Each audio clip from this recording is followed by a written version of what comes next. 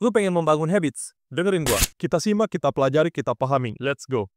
Berdasarkan dari buku yang gua baca, yaitu Atomic Habits, ada 4 poin penting yang digunakan untuk membangun kebiasaan baik dan menghilangkan kebiasaan buruk. Ini juga bisa disebut sebagai the 4 laws of behavior change. Katakanlah, habits yang mau lu kembangkan itu adalah membaca buku. So, 1. Make it obvious. Buku yang lu beli ya jangan lu simpen di lemari hingga berdebu. Kagak kelihatan coy. Lu sering lihat layar komputer, HP, atau scrolling sampai otak meleleh. Bahkan lupa kalau lu mau baca buku. Nah, cukup lu simpen di tempat yang bisa lu lihat sekali pandang. Dan ketika lu rehat atau nyimpen HP, ya, pandangan lu bakal tertuju ke buku. 2. Make it attractive. Otak lu disetting sama kebiasaan menyenangkan lainnya yang bermanfaat. Dan ketika itu jadi kebiasaan, ya kebiasaan baru yang mau lu buat itu akan mengikuti.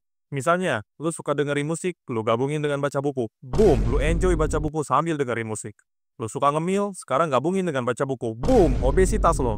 Jadi banyakan ngemil. Ya, ada banyak kebiasaan positif yang bisa lu gabungkan dan bakal jadi saling keterkaitan. Jika A, maka ada B.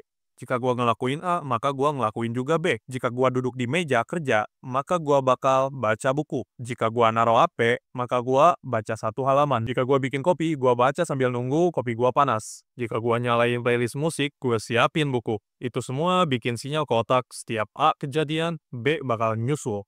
Begitu. 3. Make it easy. Gua bukan orang yang suka baca buku. Baca buku hingga akhir halaman, nggak mau. Jadi, yang gua lakukan adalah baca buku yang gua mau doang. Baca 1 menit, 2 menit, 3 menit. Terserah lu maunya berapa.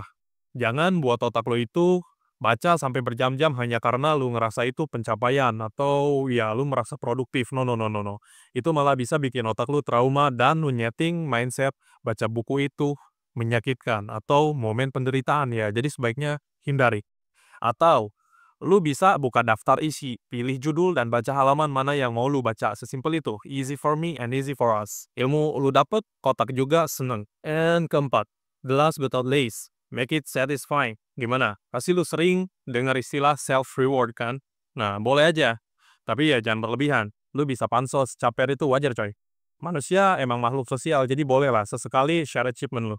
Bagiin apa yang lu baca ke temen lu pakai bahasa lu sendiri, selama itu nggak merugikan lu dan orang lain, sah-sah aja. Atau, lu bisa bikin checklist. Dan ketika lu ngasih tanda centang, otak lu bakal ngerasain sensasi, wow, gue produktif banget nih hari ini.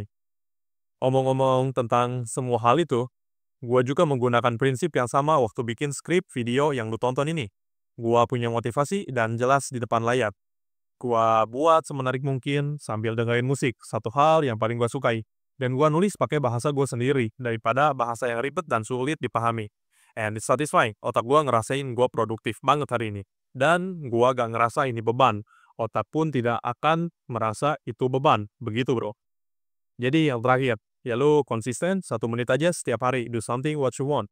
Nanti juga bakal jadi kebiasaan dan bakal mengalir begitu aja ketika lu sudah terbiasa.